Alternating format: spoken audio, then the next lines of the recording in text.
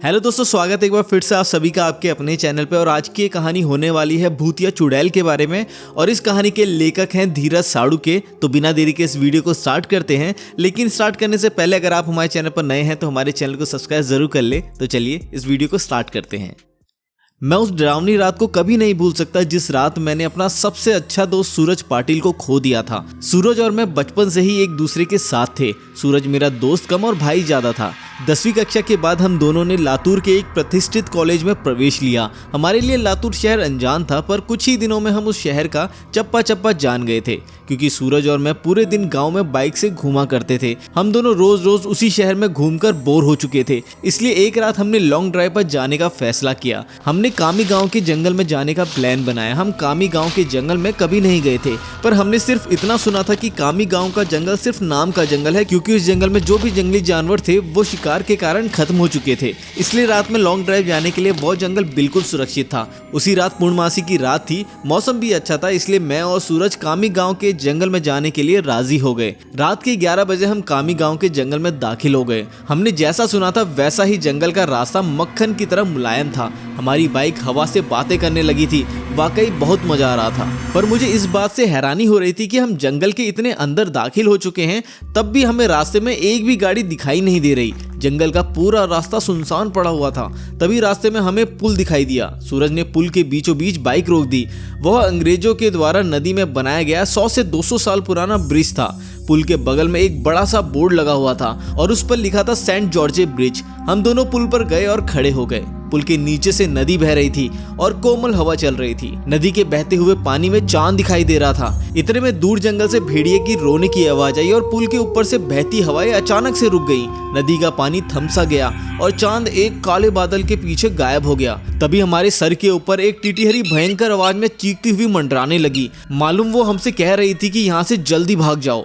मैंने सूरज से कहा, सूरज यहाँ कुछ अच्छा नहीं लग रहा है। टिटिहरी का चीखना मतलब हमारे चारों तरफ खतरा मंडरा रहा है। हमें जल्दी से यहाँ से निकल जाना चाहिए। सूरज बोलता है, अरे भाई कुछ अशुभ नहीं होता, बस ये अंधविश्वास है। यहाँ खड़े रहो और चुपचाप नजारा देखो।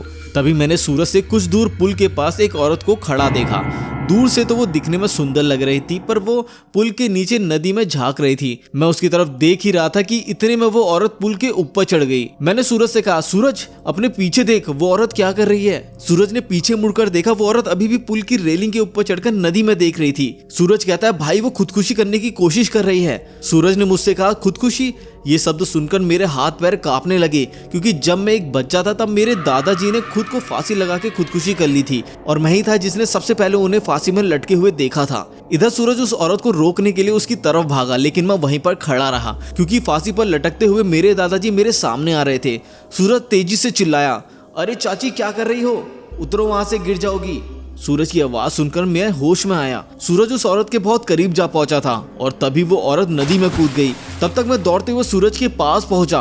वो औरत हमारे सामने नदी में डूब रही थी और चीख रही थी, बचाओ बचाओ। और हम उसे सिर्फ डूबते हुए देख रहे थे, क्योंकि हम दोनों बहुत ज्यादा डर गए थे और वो मदद के लिए बुला रही थी। फिर तभी सूरज ने अपनी टी शर्ट उतार और पुल के रेलिंग पर चढ़ गया। मैंने उसका हाथ पकड़कर उसे रोकने की बहुत कोशिश की, लेकिन वो नहीं माना। उसने मेरे हाथ से अपना हाथ छुड़ाकर उस लड़की को बचाने के लिए नदी में कूद गया। सूरज ने नदी में कूदते ही अपने आसपास देखा तो वो औरत उसे कहीं भी दिखाई नहीं दे रही थी। उसने सोचा कि वो डूब चुकी है। फिर उसने गहरी सांसें ली और पानी के अंदर डुबकी लगाई। कुछ देर बाद वह पानी के ऊपर आया, लेकिन वो लड़की कहीं दिखाई नहीं दे रही थी।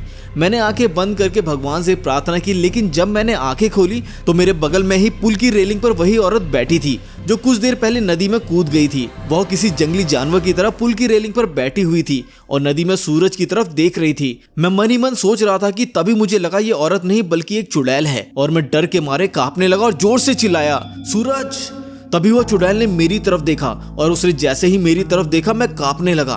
उसका चेहरा काला और आंखें पीली थी। माथे पर बड़ा सा कुमकुम था और एक नाक में बड़ी सी नथ थी। उसके नुकीले दांत उसके मुंह से बाहर निकलते हुए थे और उसके नाखून जंगली जानवर की तरह लंबे और नुकीले थे। चुड़ैल ने बोला, क्या हुआ, मुझे ढूंढ रहे हो? सूरज पानी की सतह से हमें देख रहा था। उसे भी पता चल चुका था कि ये कोई औरत नहीं बल्कि ये एक चुड़ैल है। सूरज हमें चौड़ी आंखों से देख रहा था। मैंने सोचा अब ये चुड़ैल मुझे इसी पल चीर फाड़ कर मुझे मार डालेगी और फिर मेरी कच्चे मांस को चबा चबा कर खा जाएगी, क्योंकि मैं अकेले ही उसके पकड़ में आ गया था और डर के मारे मैंने अपनी पैंट में पेशाब भी कर दी थी। चुड़ैल ने कहा। डरो मत, मैं तुम्हें नहीं उसे अपने साथ नदी में ले जा रही हूँ। जब मैंने ये सुना तो मेरा दिल डर से दहल उठा। मैंने सूरज से चिल्लाते हुए कहा, सूरज जल्दी से पानी से बाहर निकलो, नहीं तो ये चुड़ैल तुम्हें पानी में ले जाएगी। सूरज पूरी तरह से डर गया था, उसके हाथ पैर सुन्न हो गए थे। उसे एहसास हो गया था कि वो नदी से बाहर नहीं निकल पाएगा क्योंकि वो नदी के बीचों बीच था। चुड़ैल मेरी तरफ देखकर मुस्कुराई और फिर नदी में छलांग लगा दी। सूरज आखिरी बार चिल्लाया और चुड़ैल उसे पानी में अपने साथ ले गई। कुछ देर तक पानी से बुलबुले निकलते रहे पर कुछ देर बाद वो भी बंद हो गए। मैं आंखें फाड़ फाड़ कर नदी में देख रहा था और सूरज को पुकारता रहा और इतने में नदी के पानी में खून दिखाई दिया।